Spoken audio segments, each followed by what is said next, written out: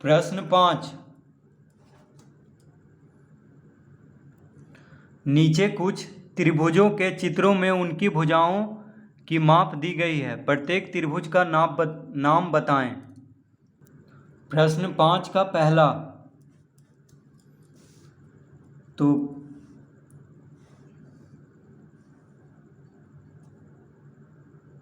इस तरह से त्रिभुज बना हुआ है जिसका कि सभी भुजा है 1.5, 1.5, 1.5 और 1.5।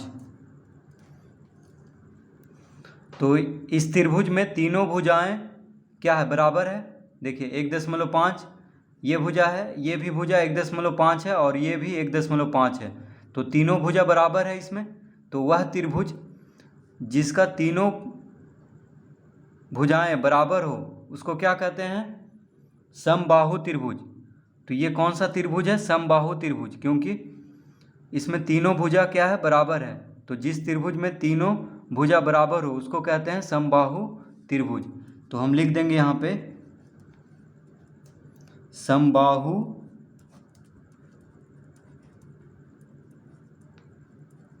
त्रिभुज। ये कौन सा त्रिभुज है, समबाहु त्रिभुज है। प्रश्न 5 का बी,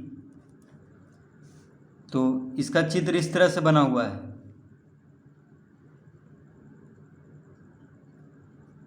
ये है 1.3 और ये भी है 1.3।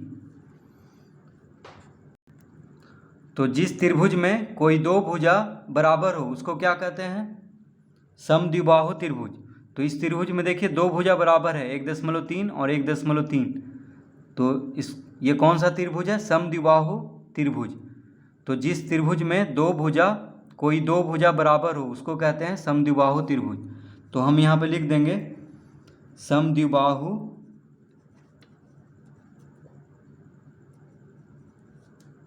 समद्विबाहु त्रिभुज। ये कौन सा त्रिभुज है, समद्विबाहु त्रिभुज है। सी,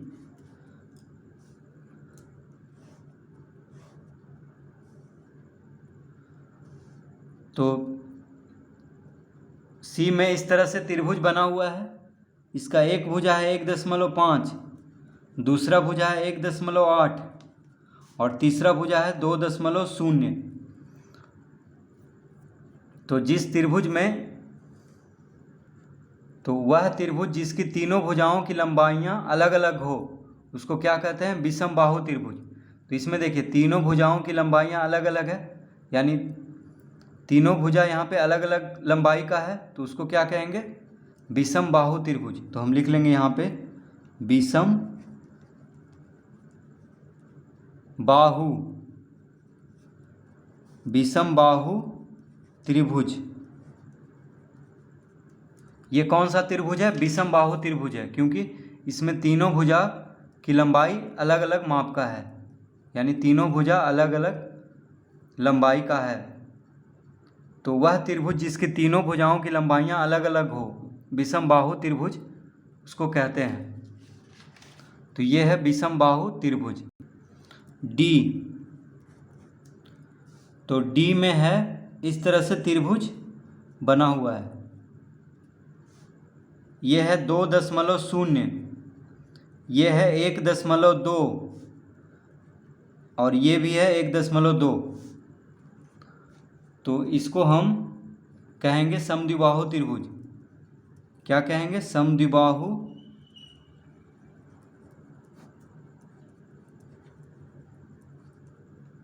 त्रिभुज।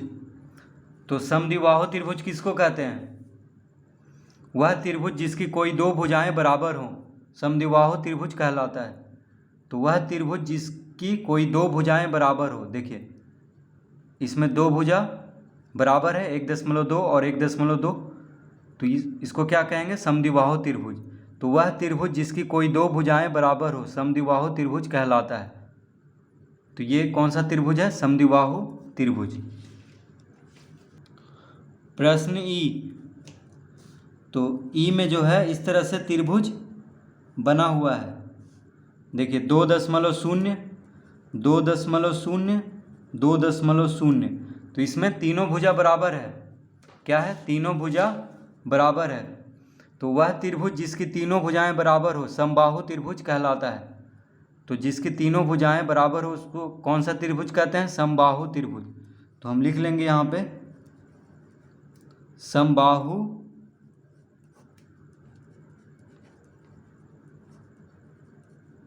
त्रिभुज। ये कौन सा त्रिभुज है? समबाहु त्रिभुज है, क्योंकि इस त्रिभुज में तीनों भुजा बराबर है। प्रश्न 6,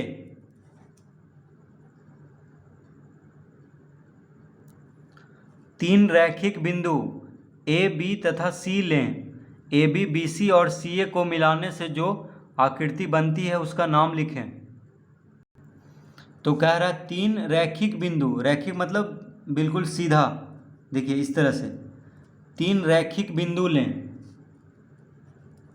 ए बी तथा सी। तीन रैखिक बिंदु लें ए बी तथा सी। ठीक है, रैखिक मतलब क्या होता है? सीधा, यानी बिल्कुल सीधा। तो तीन रैखिक बिंदु लें ए बी तथा सी। ए बी बी सी, अब देखिए इसको मिला देना है, ए बी बी सी और सी ए। देखिए ए बी को मिला देना है, फिर बी सी को मिला देना है और फिर ए सी को मिला देना है। तो ए सी तो अपने आप मिल गया है, यानी ए बी बी सी और सी ए। देखिए ए बी बी सी और सी ए को मिलाने से जो आकृति बनती है उसका नाम लिखें। तो ए बी बी सी और सी ए को मिलाने से जो आकृति बन रही है उसका नाम लिख लेना है। तो ए बी बी सी और सी ए से कौन सा आकृति बन रहा है? तो बन रहा है रेखाखंड, रेखाखंड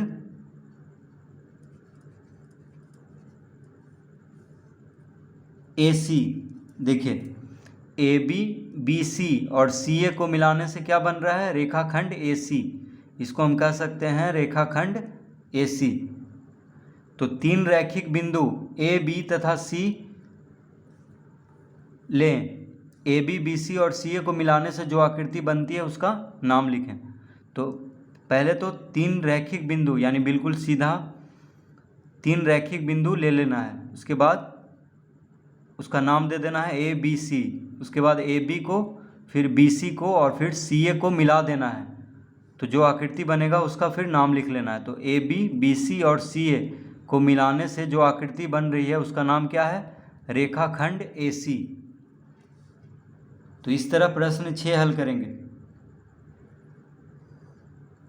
प्रश्न 7, तीन अरैखिक बिंदु P, Q तथा R लें। PQ, QR तथा RP को मिलाएं, कैसी आकृति बनती है? नाम लिखें।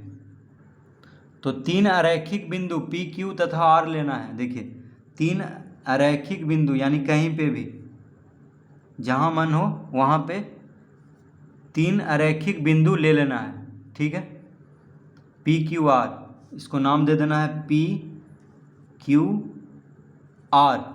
तो तीन अरैखिक बिंदु P, Q तथा R लें। P, Q, Q, R तथा R, P, R, P। देखिए R, P को मिलाएं, कैसी आकृति बनती है? तो तीन अरैखिक बिंदु ले लेना है, यानी बस सीधा नहीं लेना है। अरैखिक मतलब कहीं पे भी तीन बिंदु ले लेना है तल में, यानी तल में कहीं पे भी तीन अरैखिक बिंदु ले लेना है, उसके बाद मिला देना है। तो पी क्यू को मिलाना है, फिर क्यू आर को मिलाना है, फिर आर पी को मिला देना है। तो कैसी आकृति बनती है? नाम लिखें।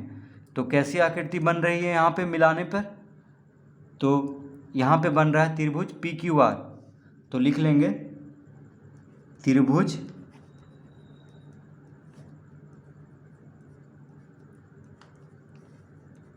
P Q R. तो तीन अरैखिक बिंदु पी क्यू तथा आर से पी क्यू क्यू आर तथा आर पी को मिलाने पर कैसी आकृति बन रही है? तो त्रिभुज पी क्यू आर यहाँ पे बन रहा है।